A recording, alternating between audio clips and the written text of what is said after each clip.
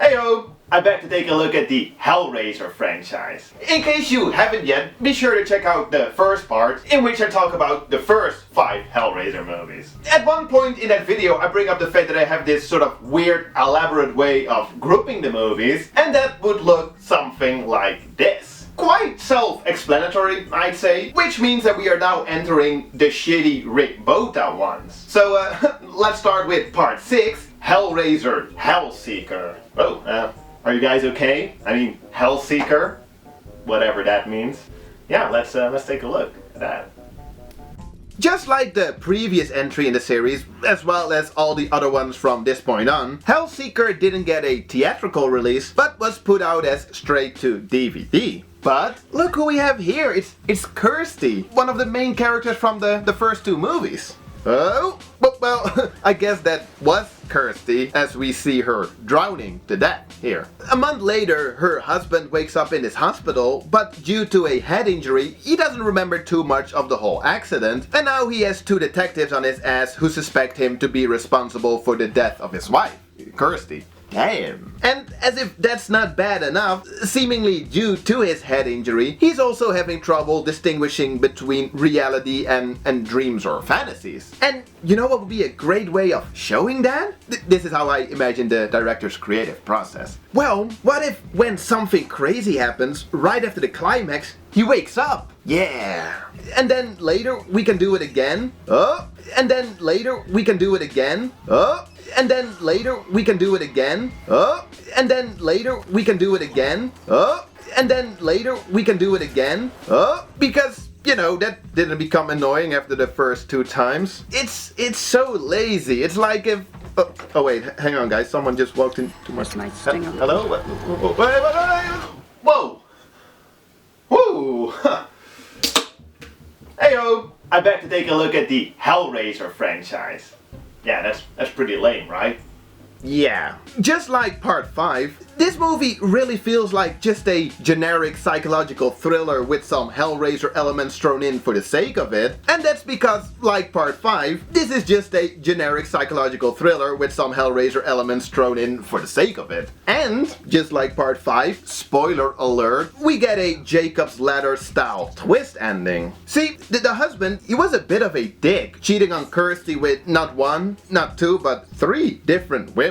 Jeez, what's wrong with Kirsty? She's cute. Sure, she has some baggage, but come on. So, as it turns out, Kirsty made a deal with Pinhead to trade her soul for 5 others. So, she killed the other women, her husband's friend, and her husband himself. Oh no. But unlike part 5, it all just doesn't really work here. You have the annoying dream sequences, annoying characters, shitty CGI. It's just not that great. I mean, look at this. The film has a 0% approval rating at review aggregator site Rotten Tomatoes. I mean, that's not good. Sure, this section need expansion, but yeah, I can fix that for you.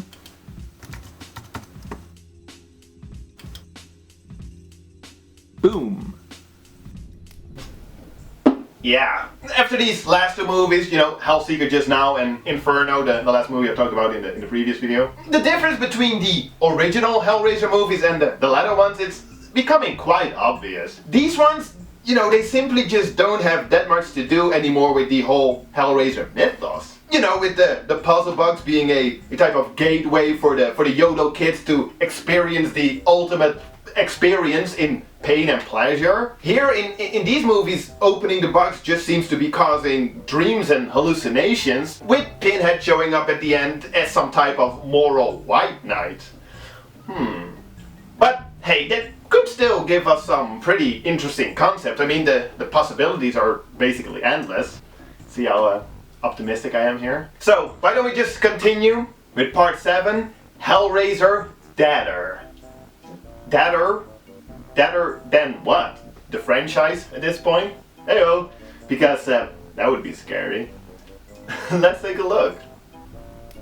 Again directed by Rick Bota, this time we follow a reporter, a la Hellraiser 3, who just finished a great story titled How to Be a Crack Whore. Nice, I'd read that. And now, a la Hellraiser 3, she's looking for her next big story. So her boss shows her some snuff type shit. It's a video about a gang or cult called the Deaders.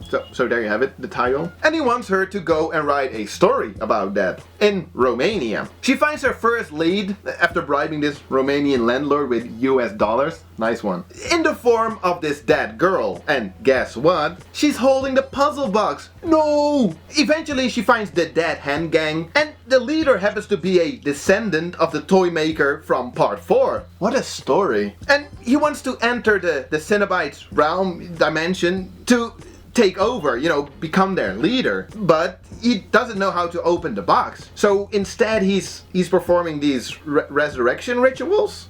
In all honesty, I didn't fully get this one. I mean, I watched all the sequels that I hadn't seen yet, so basically all besides the first two, in the span of 3 days. And during this one, I guess I just dozed off a couple of times. Whoops. So, even though I didn't really care for the story, or what I got from the story, and the fact that this was, once again, initially an unrelated dust-gathering script, they did write an almost completely new third act, and when Pinhead appears at the end, it does feel like a bit of a Hellraiser movie, for the first time in a good while. Besides the super lame CGI, that is. In general, these later movies replaced the awesome gore, like the practical effects from the earlier movies, for shitty CGI. And they're just not all that gory in general anymore, which is kind of a shame. And once again, we have this whole what is real and what isn't theme after the main character opens the box. But then again, at this point, that seems to be as much part of the mythology as any of the other original Hellraiser rules, And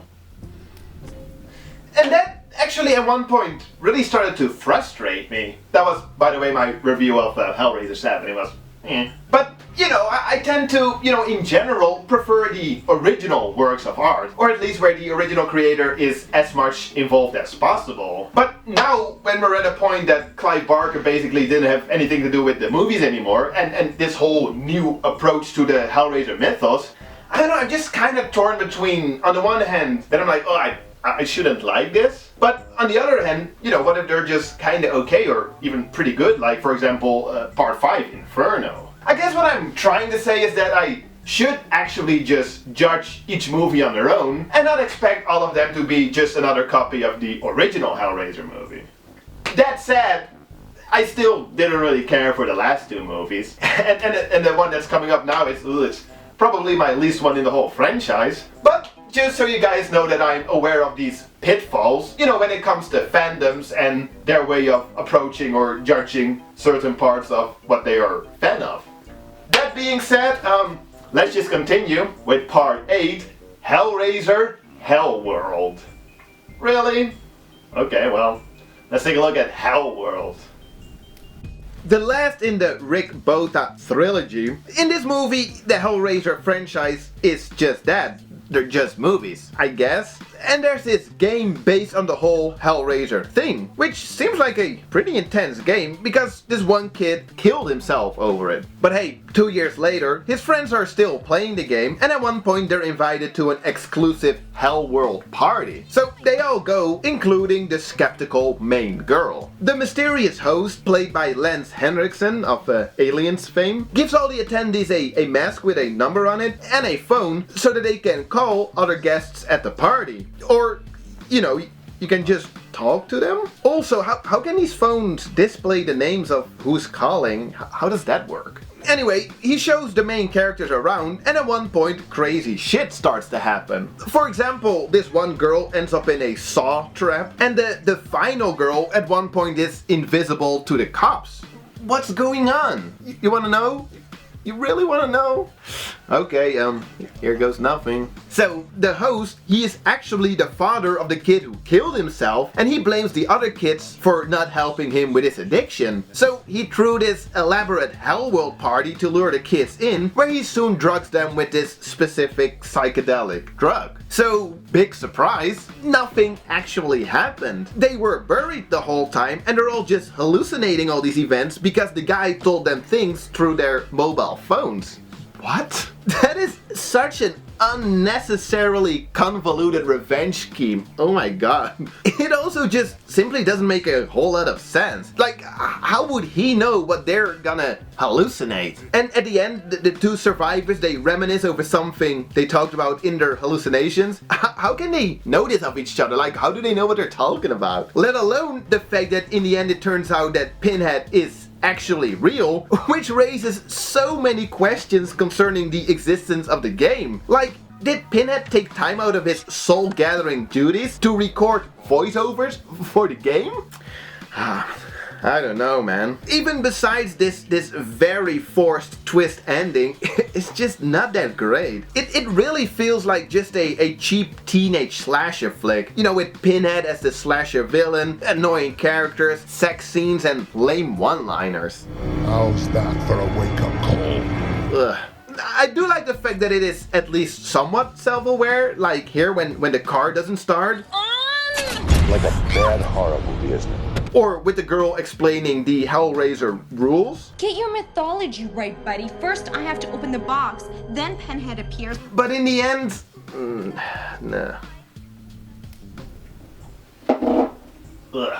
And if you read online, a lot of people complain about this movie, as well as all the previous straight-to-DVD ones, that they just simply don't feel like a real Hellraiser movie. So I do quickly want to go back to that question. What is a real Hellraiser movie? Because really, at the point where we're now, 8 movies in, there are basically just as many real Hellraiser movies as there are not real ones. For me personally, and it's probably pretty obvious, but for me personally, it mostly just has to do with the original mythology and mostly just the themes in these movies. You know, themes like good and bad, or maybe even more so pain and pleasure. You know, the sadomasochism and the desire to experience that, you know, like pain and pleasure beyond limits. You know, those are the themes that I feel make a Hellraiser movies. Because if you approach it like that, there's a reason for people to look out for this puzzle box, and then there's a reason for Pinhead and the Cenobites to enter our dimension and offer those people whatever they're wishing for. And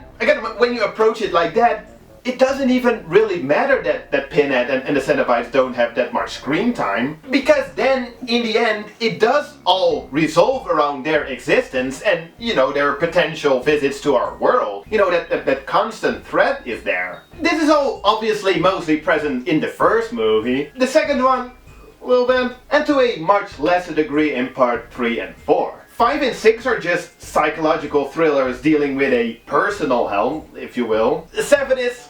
I don't even know. And part 8 is just your generic teenage slasher flick. But... is it such a bad thing that these later ones are so different? Well, I don't think so per se. I mean, obviously I understand that you can't just redo the original one over and over and over again. I mean, that would become tiresome as well. It's just that, especially these last 3, they're just not that interesting. I mean, then maybe just not make a sequel, you know? Really, we're at this point where I'd rather see a decent attempt at a remake rather than just another uninspired sequel. But yeah, that being said, if we take a look at the way I was grouping the movies I showed earlier, we are now entering the new ones. And I refer to them as the new ones because, well, these were basically the ones that I was really aware of when they came out, but maybe also more importantly so, this is where Doug Bradley stopped reprising his role as Pinhead. Ooh, that's not good. So, part 9, what's this? Hellraiser Revelations? Well, let's see. There was a lot of talk about a Hellraiser remake in the years prior to this movie coming out, but they instead quickly and cheaply made this, apparently mostly for the sole reason of renewing their license, you know, to keep the rights to the franchise. That's not a good sign, is it? But hey, at least it was an original script. That's good, right? Well, it starts out pretty terrible, with these annoying kids filming themselves on their way to Mexico for an alcohol and sex-fueled vacation. The kids eventually go missing, and the parents receive their belongings from the police, including, yes indeed, the puzzle box. as well as their video camera. So a year later, the families come together for dinner, and here's where the girl, the sister of one of the guys and the girlfriend of the other, starts complaining that they don't ever really talk about their disappearance. Then, through the video camera that they got, we somewhat find out what happened, and what do you know? It has something to do with the puzzle box and Pinhead. Non-Doug Bradley Pinhead, and he looks terrible. Ah, no, wait, that's not him. It's just a bootleg Pinhead, I guess. Here he is. Still doesn't look very cool. And of course, it's hard to step into such iconic shoes, but this guy simply just didn't do that great of a job. His whole presence and delivery, it's just a little off. So yeah, the new Pinhead sucks. Virtually everyone agrees on that. Besides that, the main criticism when it comes to this movie is the forced and rushed production. It was shot in 2 weeks for some $300,000, and it does indeed feel somewhat cheap. And mostly due to the lack of Doug Bradley, almost like a fan-made movie. But I didn't hate it. I actually somewhat enjoyed it. Mostly because for the first time since part 4, it actually goes back to the Hellraiser roots. And again, that's not necessary for it to be a good movie. It's just that I really enjoyed that whole concept of the earlier original movies. You know, you have the kid's desire for the ultimate pleasure beyond limits, the bringing back to human form, Pinhead coming back to claim to get back escaped souls. I like that. More so than the whole, ooh, is it or is it not a dream approach. The movie ends on a bit of an anti-climax, I'd say, but for what it was, it's it's not bad.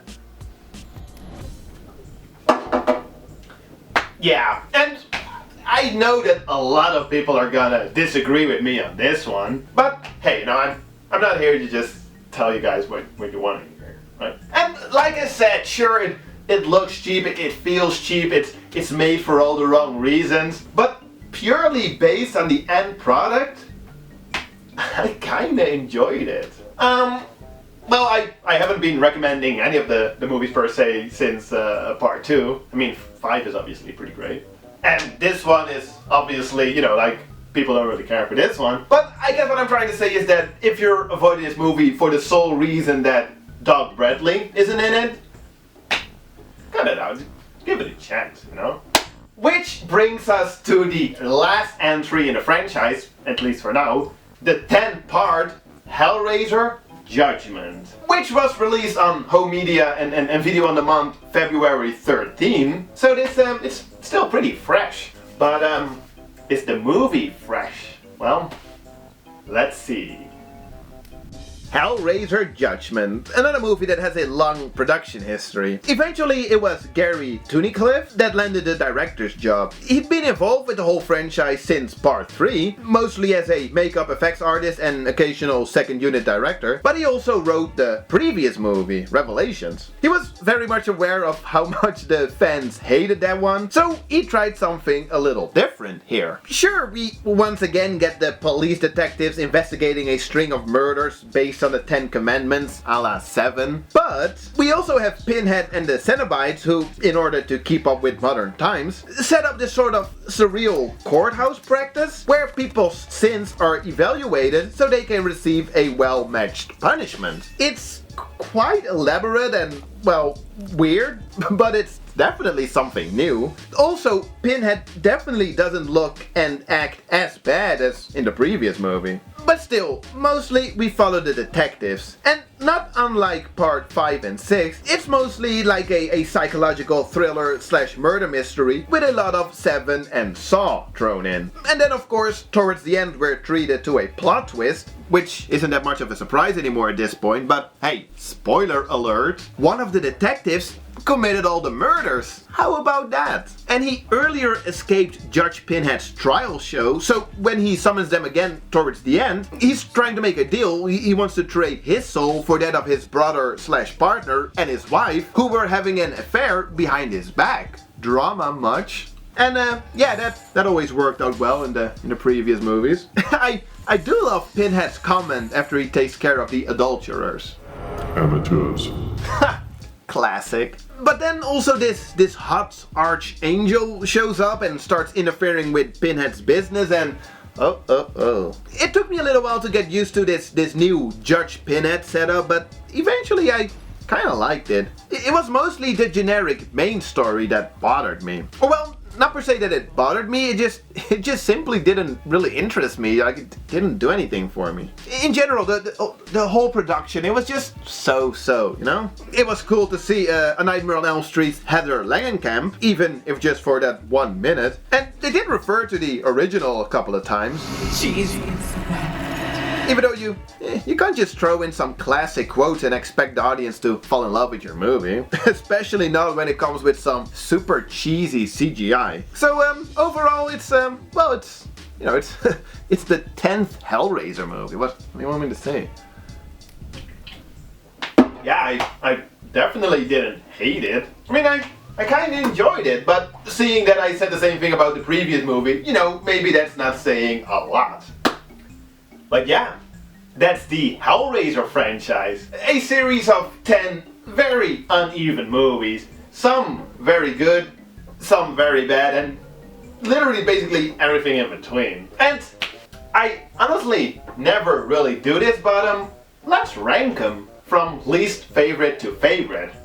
Here we go. Number 10. Hellworld, it's part 8. It just sucked. This generic teen slasher trash is Number 9, Hellseeker, part 6. It's, you know, it felt like just an uninspired rehash of the much better part 5. Number 8, Deader, part 7. Maybe I'll have to rewatch this one because I know a lot of people do rate this a lot higher, but for, it didn't do that much for me. Number 7, Judgment, part 10. I like the fresh approach. I just didn't really care for the main storyline, which took up most of the movie. Number 6, Bloodline, part 4. Not great per se, but I don't know, I just can't help but to appreciate the whole backstory. You know? Number 5, Revelations, part 9. I know, people hate this one. I don't know, I just thought it was like sort of like dumb fun. I don't know, I kind of liked it. Number 4, Hell on Earth, part 3. This one is often dismissed quite a bit as well, and sure it is kind of bad, but I don't know, I just can't help but to enjoy the cheesiness of it all. Number 3, Inferno, part 5.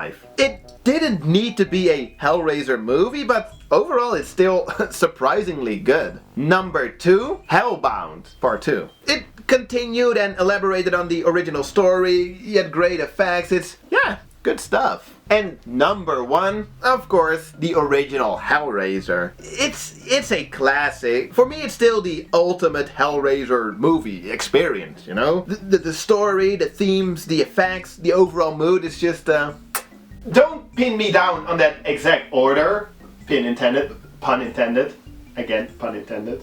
But, you know, I thought that would be a nice little way to wrap up this video, these 2 videos. Please let me know what you thought about either the individual movies or the franchise as a whole in the comments, so we can talk about it a little bit. And while you're at it, please let me know what you thought about this video as well, these 2 videos. You know, with the whole approach like covering a sort of franchise. Would you like to see me do that more often? Let me know, and I'll see you guys next time.